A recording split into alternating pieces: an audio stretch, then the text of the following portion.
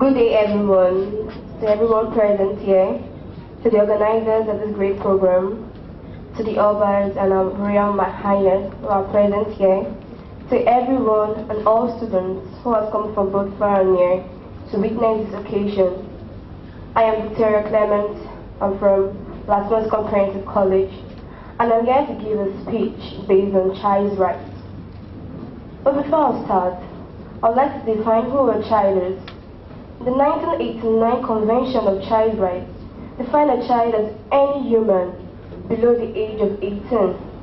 What are rights? Rights are privileges of any citizen in a certain country or a state. Children have so many rights. But before also, I would like to give a brief history on the evolution of child's rights. In the Middle Age, nobody considered to give any special protection or rights to children. Down in the 19th century, children were seen as small adults and are expected to take care of themselves without any help from an adult or anybody around. But in the year 1841 in France, the idea appeared that children should be given certain rights to perform certain abilities. This idea was adopted in France, and down in the year 1881, laws were introduced to help children and to protect them in their workplace. And also, the law for children to be educated was also introduced in France and down to Europe and other continents in the world.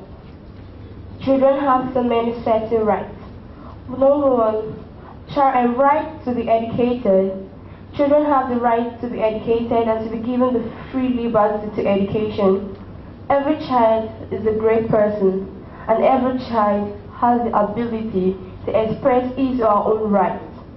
A child must be free from discrimination, either by gender, race, color, and other aspects.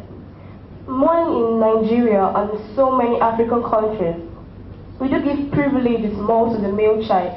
This aspect is very wrong, as we also need to focus our abilities and our standards to the female gender. Female gender also has to be given other rights, right to be educated. Down in the north, even to this 20th century, women are not given rights. Some of them are given out at early stage to marriage and other aspects. This is very wrong and should be avoided. Also, Sir Williams Bedrock said that parents have three different majority and duties to a child. One is maintenance. Every parent has to provide for their children certain amenities and certain things needed for them, both shelter, clothing, and other aspects.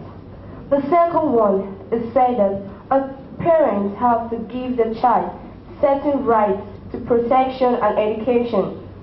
Every children and every child has to be educated and has to be protected. Also, the form of abuse should be avoided. Children should not be abused. Children are being abused in so many aspects, either mentally, physically, emotionally, and sexually. Sexually abuse is one that is very rampant in our society, and this affects the standard of living, especially in female children. We all see that whenever a child is being abused, the stigma is always in the child's mind, and the child does not have the right, and this fear, including him, and also does not give him or her the right to speak out. A child should not be abused.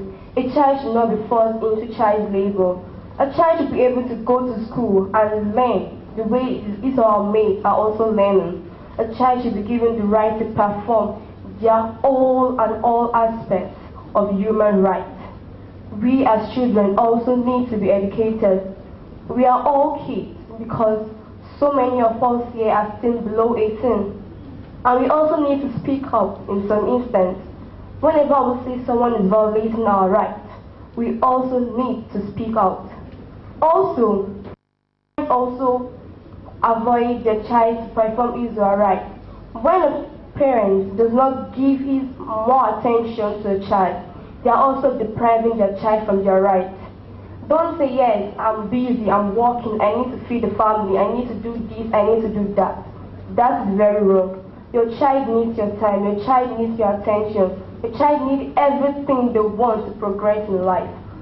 So my advice to you all, and to also to myself, that whenever we see that our rights is being violated, we need to speak out. We don't need to fear. We don't need to say, if I should say something, I'm going to be killed, I'm going to be this, that, anything. We should just speak out and be ourselves.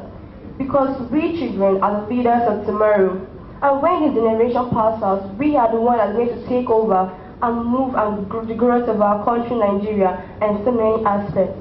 So we children should be educated in whatsoever we do. Thank you.